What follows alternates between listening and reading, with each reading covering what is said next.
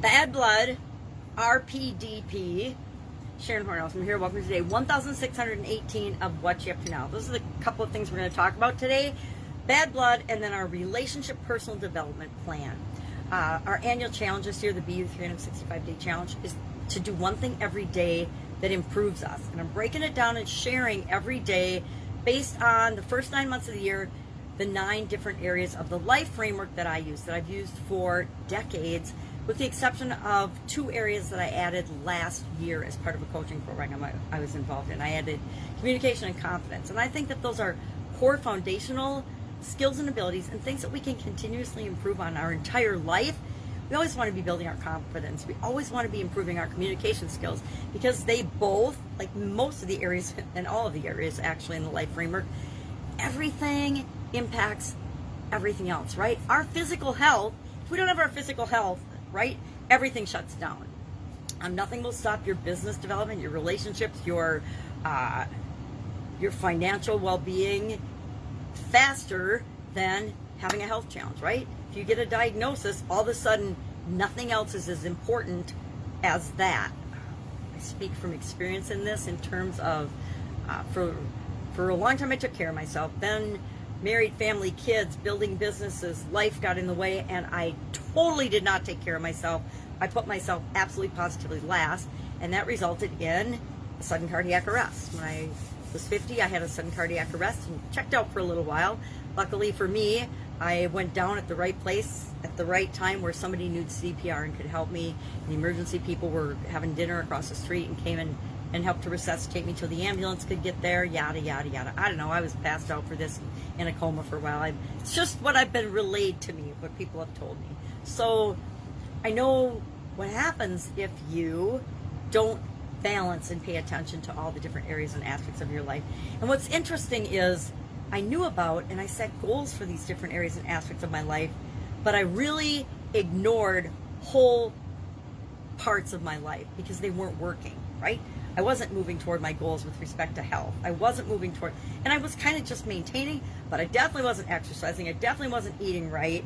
I wasn't taking care of my mental health, my emotional health, my relationships.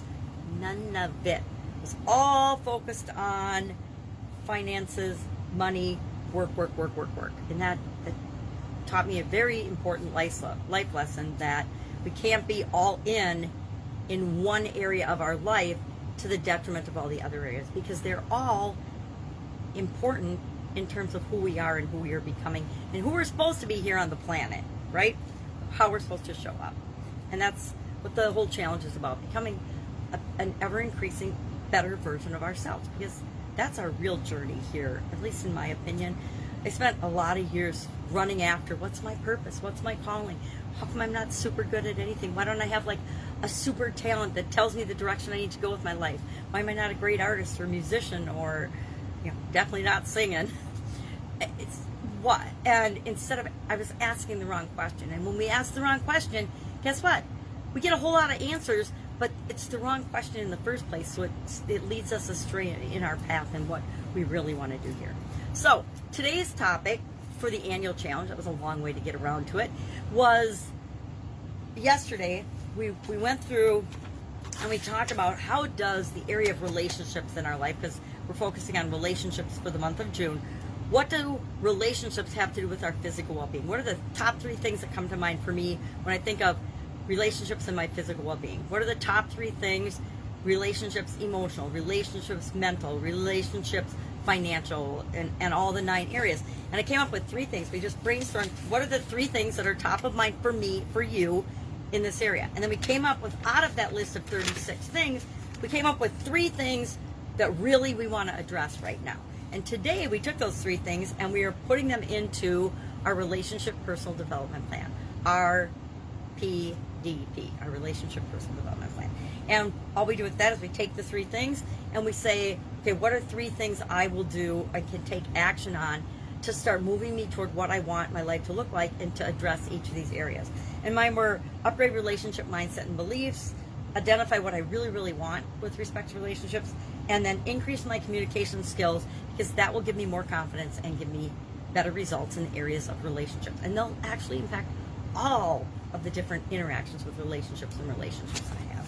So working on that and I will work on that today for my plan, because I do my challenges right along with people. I want to make sure that I am continually moving my life in the direction I want it to. So I don't get into that situation where I drop dead because I'm only focusing on one or two areas of my life, or doing the minimum to get by in many areas of my life. It doesn't work out that well.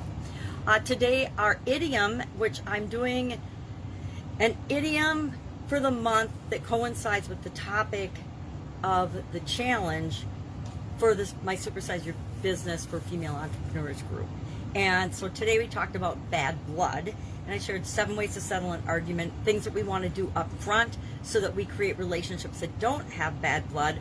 And bad blood to me is just ill feelings, bitterness, arguments, hatred, hostility, bad feelings between competitors, bad feelings with business partners, bad feelings with employees, etc. All of that is examples of bad blood. And how do we make sure that we don't create bad blood? And if bad blood happens to form, I've had bad blood, I still have some bad blood relationships, people that I just choose not to participate with and never will again because of the things that they did to harm me personally and hurt me. And I've forgiven them, and I'm not holding grudges, but I'm not forgetting what happened. I'm learning the lesson, and the lesson for me was sometimes you just need to take a break and sever ties with people that are not good for you. So I guess bad blood is a motivator for that. But I find that arguing with people is a waste of time. Fighting with people is a waste of time. Trying to change somebody's mind about something that they don't want their mind changed about, why bother, right? Find common ground, things we do agree on, and build off those, just like building on strengths versus building on weaknesses. So I am helping my son with a big project this week, as well as working with my customers and clients. And I got a gazillion things to do, so I'm going to sign off and say goodbye. If you got a question I can help you in any way, ask. Otherwise, I will see you tomorrow. Bye.